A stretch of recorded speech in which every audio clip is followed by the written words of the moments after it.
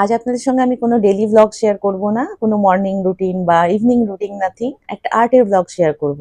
হে hello guys, আসসালামু আলাইকুম, welcome back to my another new vlog. আমার নাম আয়েশা, আমি বর্ধমান শহরে থাকি।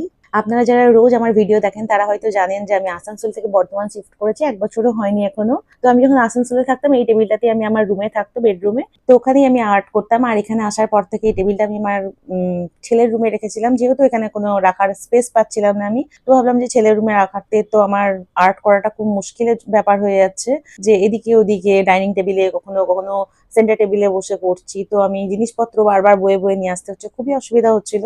তো ভাবলাম এক কোণে, ঘরের এক কোণে পেতেই নিই টেবিলটাকে, মানে হলেই, যেখানে একটু সামান্য ব্যালকনি মতন আমার আছে।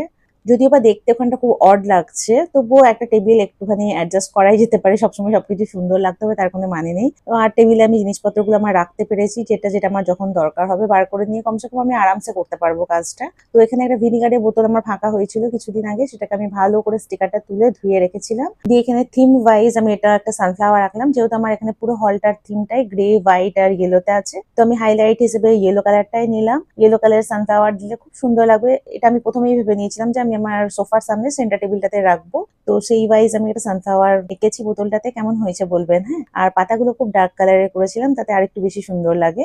তারপর ওতে একটু পানি ঢেলে দিলাম ভর্তি করে, আর 4-5টা মতন মানি প্ল্যান্টের পাতা নিয়ে নিয়েছিলাম শিকড় সমেত, সেটাকে ওর মধ্যে ভরে দিয়ে সেন্টার টেবিলে সাজিয়ে দিলাম। কেমন হয়েছে আপনারা অবশ্যই জানাবেন, আমার নিজের তো খুব ভালো লেগেছে। আজকে ভিডিওটা এখানেই শেষ করলাম, ভালো লাগলে লাইক করে দেবেন, চ্যানেলটা প্লিজ সাবস্ক্রাইব করে দেবেন। Till then take care, bye bye, আল্লাহ হাফিজ।